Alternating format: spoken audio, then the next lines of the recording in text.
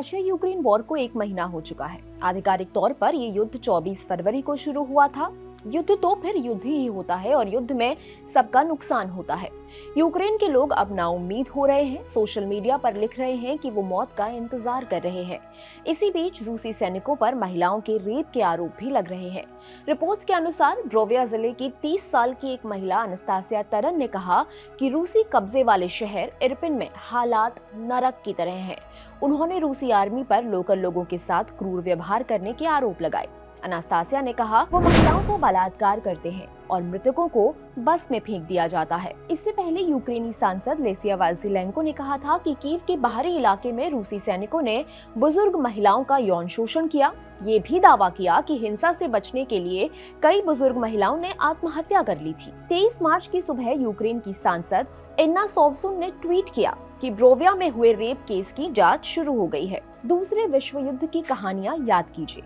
धरती पर आग बरस रही थी, पूरी दुनिया सहमी हुई थी। सैनिक तो सैनिक, हजारों की संख्या में आम लोग मर रहे थे।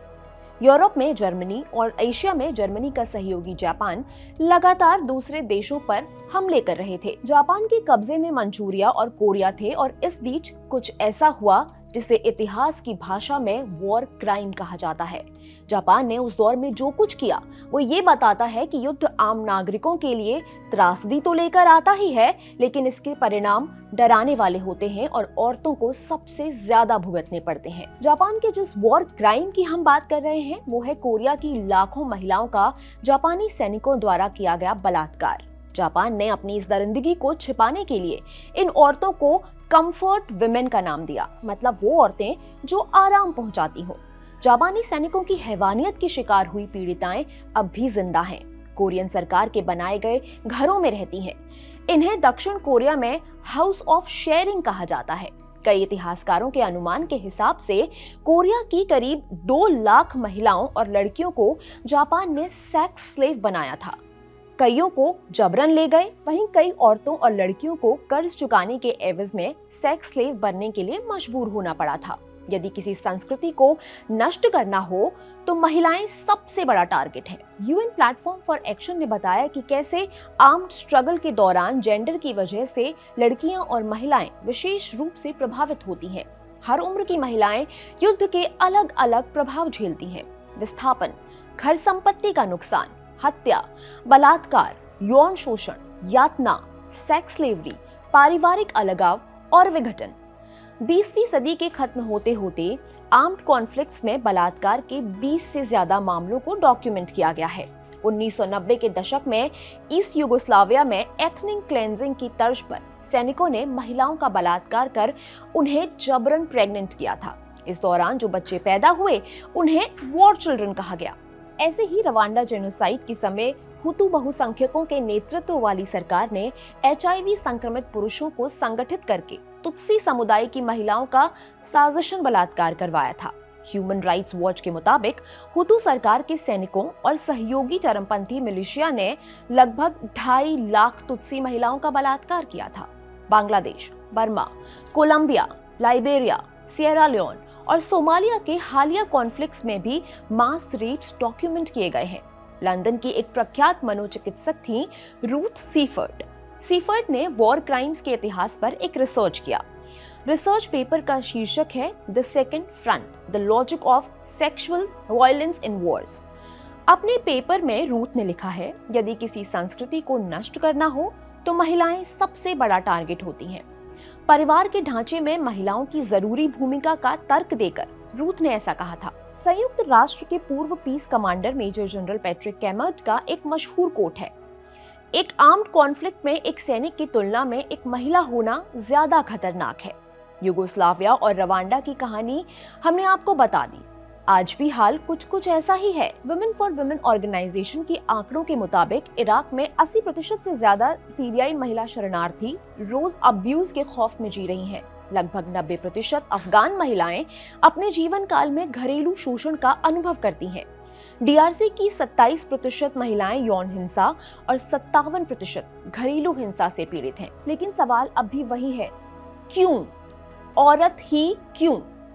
युद्ध के समय अलग अलग सामरिक नीतियों के दूसरे पक्ष को हराने के जतन किए जाते हैं। एक तरीका होता है शक्ति प्रदर्शन, सीधा तरीका, जिसके पास ज्यादा बल है वो जीत जाएगा। लेकिन ये मत्स्य न्याय है, लॉ ऑफ द लैंड। इंसानों ने अपने नए लॉ बनाए तो नई नीतियां बनाई।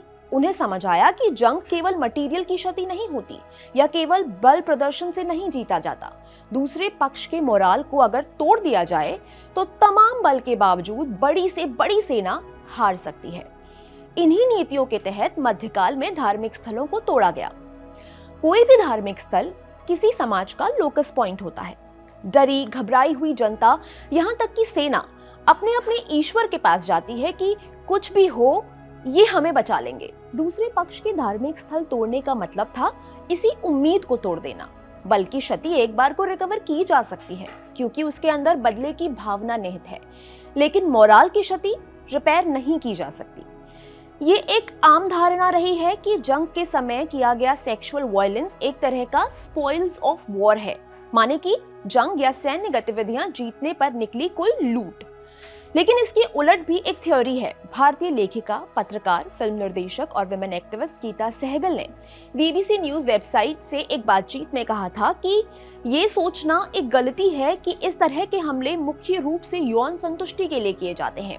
उन्होंने कहा था कि बलात्कार एक नीति की तरह इस्तेमाल होता है। महिलाओं को समुदाय के रिप्रोड्यूसर्स और देखभालकर्ता के रूप में देखा जाता है। इसलिए अगर एक समूह दूसरे को नियंत्रित करना चाहता है तो वो अक्सर दूसरे समुदाय की महिलाओं को गर्भवती करके ऐसा करते हैं, क्योंकि वो इसे विरोधी समुदाय को नष्ट करने के तरीके के रूप में देखते हैं। मेडिसिन सेंस फ्रंटियर्स की एक रिपोर्ट कहती है कि 1990 के दशक में पहली बार बलात्कार को एक हथियार के रूप में देखा गया था। रिपोर्ट में कहा गया है, बोस्निया में एथनिक क्लेंजिंग की रणनीति के तहत सिस्टमैटिक बलात्कार किया गया था। महिलाओं के साथ बलात्कार किया गया था ताकि वो सर्बियाई बच्चों को जन्म दे सके। तो सवाल खुद से पूछिए। 1993 में यूएन मानवाधिकार आयोग ने सिस्टमैटिक बलात्कार और आर्म्ड सेक्सुअल स्लेवरी को मानवता के खिलाफ अपराध की श्रेणी में डाल दिया। महिलाओं के मानवाधिकारों के उल्लंघन के रूप में दंडनीय घोषित किया गया। 1995 में यूएन के चौथे विश्व सम्मेलन ने निर्देश दिया कि युद्ध के दौरान आर्म्ड ग्रुप्स द्वारा बलात्कार एक वॉर क्राइम है। पूर्व यूगोस्लाविया और रवांडा के नरसंहार में किए गए अपराधों पर मुकदमा चलाने के लिए एक अंतर्राष्ट्रीय ट्रिब्यूनल स्थापित किया गया। 1998 में एक ऐतिहासिक मामले में रवांडा की ट्रिब्यूनल ने फैसला सुनाया, बलात्कार और यौन हिंसा को नरसंहार कहा जाएगा। युद्ध का मतलब क्या है? युद्ध का मतलब है कि इंसानी सभ्यता के मानक, पैमाने, कायदे, कानून जो हमने एक लंबे समय में बनाए हैं, उन सब को भूलकर जंगल का कानून लागू कर देना। और जैसा कि कवि गौरव त्रिपाठी कहते हैं, जंगल का अकेला कानून यही है कि इस जगह का कोई कानून ही नहीं है। जैसे जैसे कोई समाज प्रगति करता है और हम सब भी होते हैं, बराबरी, न्याय, लिबर्टी जैसे कॉन्सेप्ट्स को महत्व मिलता है। मगर युद्ध में ये सभी कॉन्सेप्ट स्थगित हो जाते हैं, सभी हारते हैं, लेकिन सबसे ज्यादा हारती हैं महिलाएं। आखिर में एक सवाल छोड़कर जा रहे हैं, सवाल जो हिंदी की फेमिनिस्ट लेखिका कमला भसीन ने पूछा था। कमला सितंबर 2021 में इस दुनिया से रुखसत हो गईं, लेकिन उनका सवाल अब भी जवाब मांग रहा है। जैसे जैसे हम एक सभ्य समाज के रूप में आगे बढ़े, हमने महिलाओं को समाज की प्रतिष्ठा बना दिया। हालांकि हम उन्हें इंसान नहीं बनने देना चाहते थे। मैं पूछना चाहती हूँ कि मेरी प्रतिष्ठा मेरी योनि में किसने डाली? मैं हूँ गरिमा और ये खबर लिखी थी मेरे साथी सोमशेखर ने।